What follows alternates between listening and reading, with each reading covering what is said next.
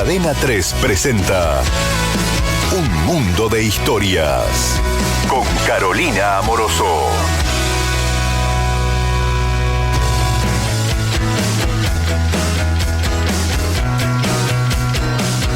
Bueno, Caro, finalmente va a haber encuentro entre el presidente de los Estados Unidos, Donald Trump, y Zelensky, el presidente de Ucrania, y habrá firma de acuerdo. ¿Qué se sabe de este acuerdo?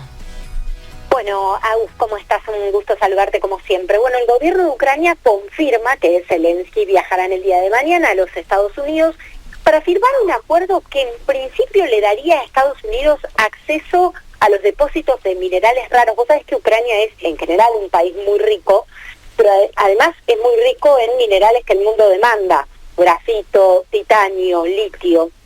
Bueno, básicamente lo que se está es un acuerdo que permitiría a Estados Unidos hacerse de recursos provenientes de parte de esta riqueza que tiene Ucrania en términos de, como decíamos, de recursos minerales. Además, Ucrania tiene también explotación de gas, explotación obviamente de sus tierras, es un gran exportador de materias primas, pero esto sería en lo que refiere a minerales raros, así se los conoce.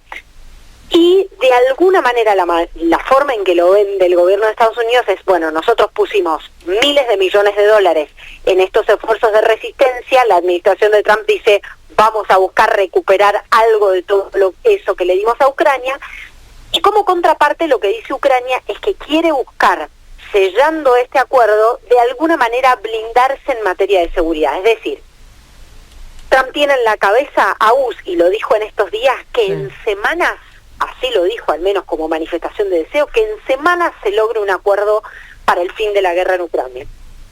Hay muchos cuestionamientos al respecto porque, bueno, algunos dicen todo esto se da en un contexto donde Trump debilitó mucho a Zelensky y la posición de Ucrania en general.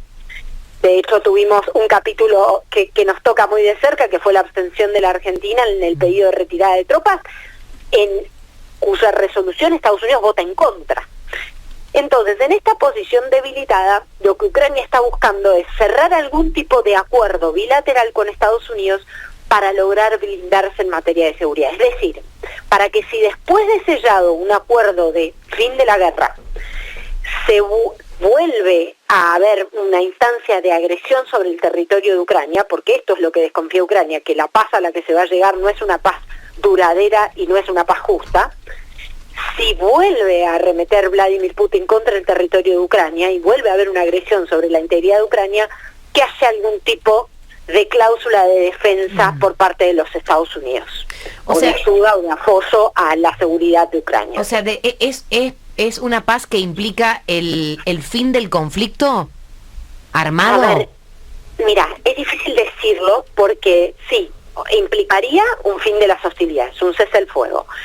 Lo que pasa es que es una paz relativa. Si vos pensás que implicaría esto, según las elucubraciones que hacemos, hasta ahora no tenemos la letra fina de ese acuerdo de fin de las hostilidades, pero sería una paz que implica un congelamiento de las líneas tal como están, lo cual a Ucrania le implica resignar aún ni más ni menos que cerca de 20% de su territorio.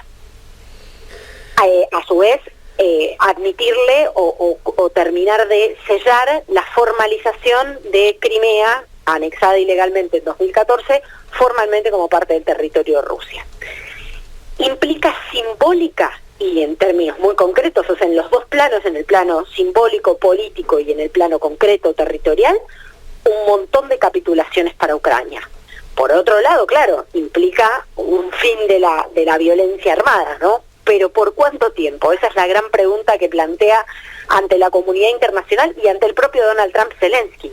Esta paz no va a durar demasiado, porque ellos no vinieron solo por el pedacito, que no es tan pedacito, sino es una porción importante, pero ellos no solo vinieron por lo territorial, ellos quieren que Ucrania sea una suerte de gran satélite de la Federación Rusa. Ellos quieren una Ucrania, te diría, pensada a imagen y semejanza de una Bielorrusia, ¿no? Donde hay casi gobiernos títeres totalmente funcionales al Kremlin. Bueno, Ucrania, entonces, la nación rebelde... entonces, en ese sentido, es una victoria, entre comillas, para Zelensky, o no sé si una derrota para Putin, pero no pudo con toda la superioridad en cuanto al armamento nada más, no pudo lograrlo en forma de la guerra, digamos, a través de la guerra.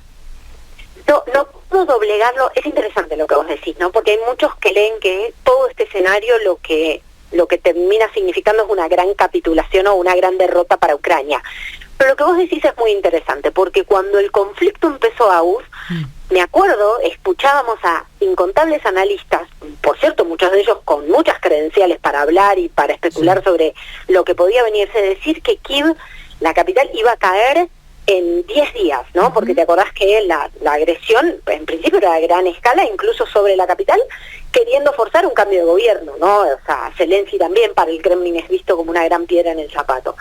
Bueno, eso no solo no se logró, sino que Ucrania demostró que en términos identitarios está más viva que nunca y más dispuesta a resistir que nunca, ¿no? Aún con todo lo que han perdido, porque es el país agredido, y esto hay que decirlo así.